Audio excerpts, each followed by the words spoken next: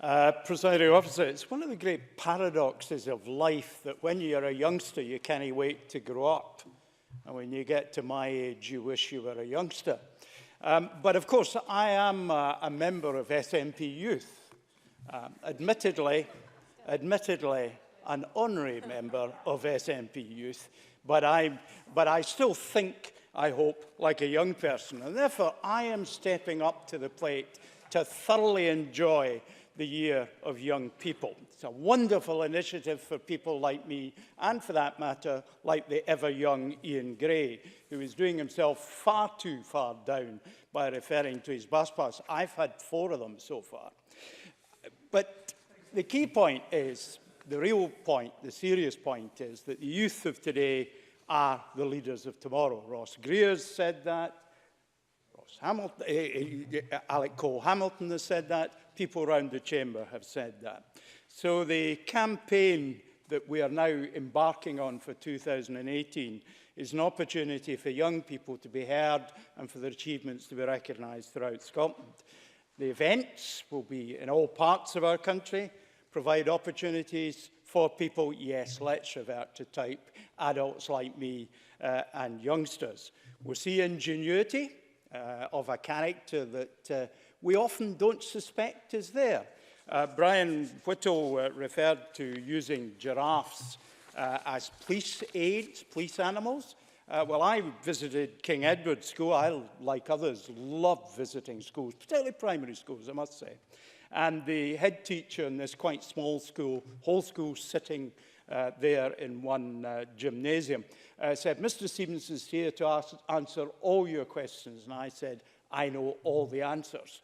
So what immediately happened? Somebody puts their hand up at the back of the class and says, what's my brother's name? So the youngsters will always beat the oldsters, every opportunity that comes along. And Stewart Stevenson is put back in his box where he properly deserves to be. Ingenuity, intelligence. I do love it when the Tories applaud something I've said.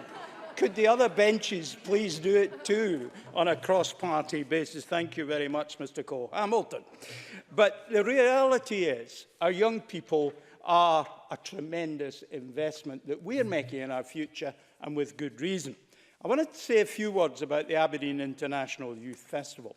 It's one of the North East's superb cultural events. It's a yearly occurrence in the North East, brings together youth from around the world to perform, showcase their talents, and build bridges between nations. It includes dance, theatre, musical, and other performances. And it's been going since 1973, so it's not something that's just appeared. The Minister appears to be suggesting even before she was born, and I believe her. It's hosted over 30,000 young people from across the globe. This year's festival will include performers from Italy, Jamaica, Ukraine, Morocco, Spain, Cuba, Russia, the Ivory Coast, Iceland, India, China, Norway, Brazil, Zimbabwe, and even that distant outpost of civilization, the USA. And of course, there'll be a few locals from the North East and across Scotland coming as well.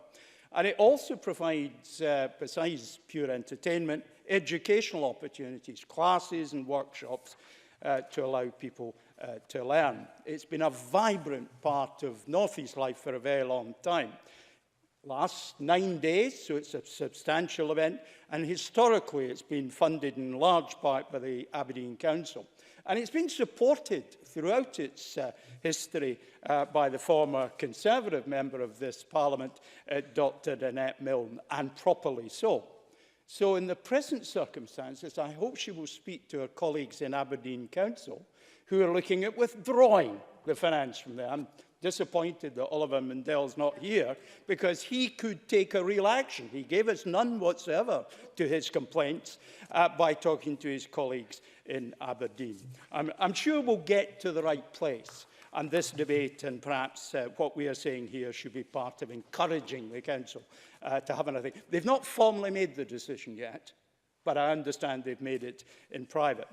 Now, there's been a survey that shows that what us wrinklies think of young people. It's not that favourable. 25% are lazy, a third irresponsible, and 40% are poor communicators. Now, I must say, I don't see that at all.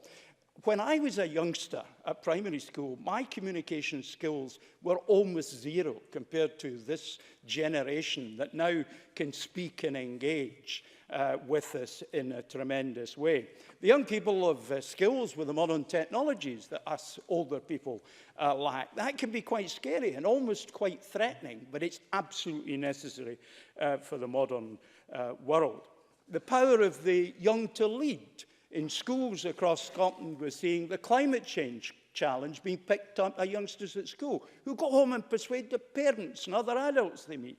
And that is an inspiration that we should recognise.